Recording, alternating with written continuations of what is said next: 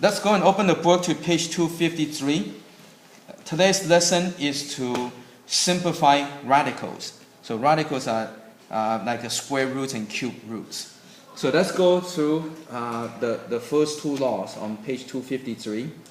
So first one is when you have the nth root of a, b, okay, this one you can separate the components. So this is equal to nth root of a and nth root of b.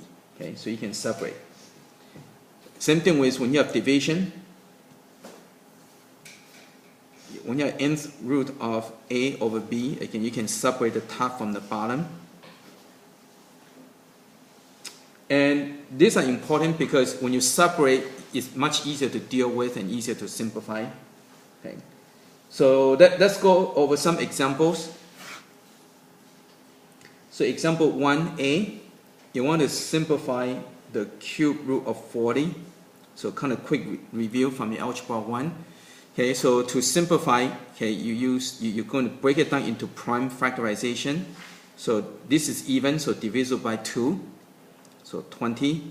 Again, so you start with 2, right? Prime factorization means you go and factor out the prime numbers. So start with 2 and keep going until you cannot do anymore. Then you go to 3 and so forth, right?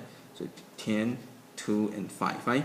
Now, once you get to this point, you have to pay close attention to the index. The index is 3. That means you need to get 3 same radicands to make an integer. Okay? So the 3 tells you that you need to get 3 of them. So this 3 will becomes an integer. Okay? So again, index 3 means you need to get 3 of the same radicand to make an integer. And this is the leftover, so the leftover stays inside the radical sign. Okay? And so that's it. Okay, now make sure you follow through with your index. Okay, students have tendency of forgetting the index, and it would be incorrect.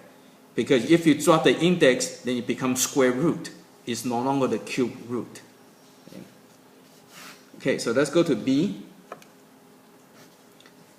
You got 36w to the 5 power. Again, there are several different techniques that you can use to simplify radicals.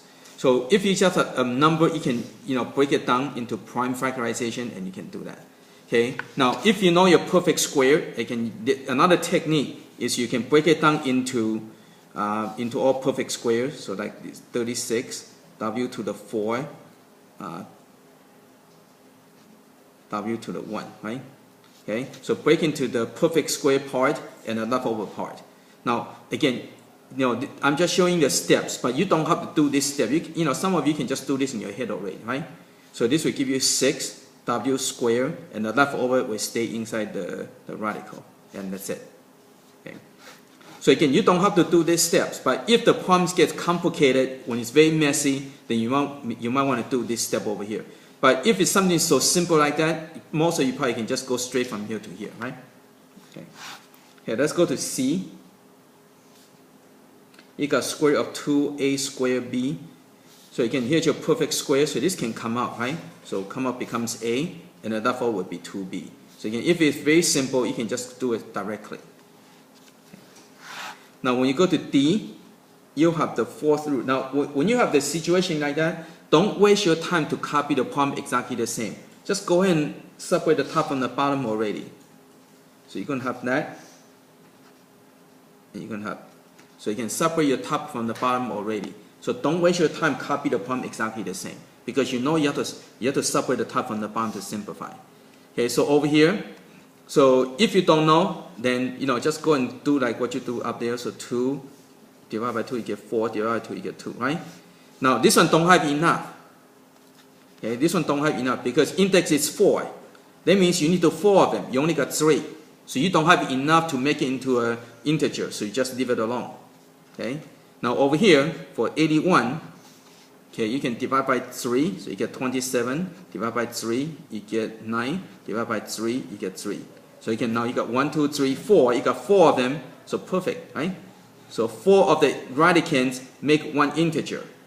Okay, again, that's what the index means, right? The index is 4, means you need to get 4 of them to make an integer. So index tells you how many radicands you need to make an integer.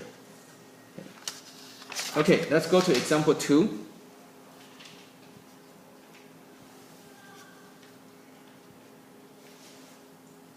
Okay, 2a, you got 2 square root of 3 times 4 square root of 7. Okay, so again, when you multiply, you only can multiply same kind of numbers. So you only can multiply integer with the integer, the radicand with radicand. Okay, and so again, you need to keep the integer and the radicand separate. Okay.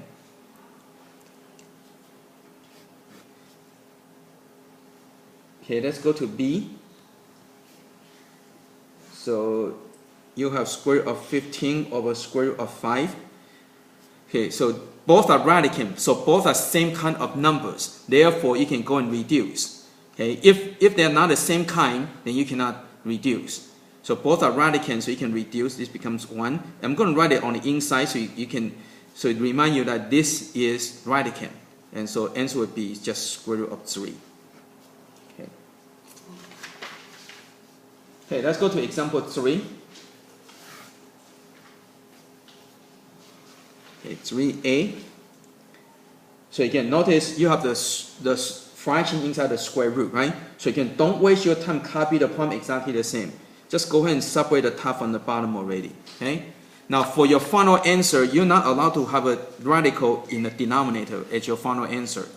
Okay? So again, from the algebra 1, okay, you need to get rid of that radical. So it's a square root, so index is 2. That means you need to get one more to make it into an integer. So you need to go and multiply by square root of 3 on the bottom. So you get 2 of them, so you can make it into an integer. But you cannot just multiply something on the bottom for nothing. Right? You cannot get something for nothing. So because you multiply by this by the square root of 3 on the bottom, you have to multiply by same on the top. So that way it's 1, right? So when you basically what you do is multiply by 1.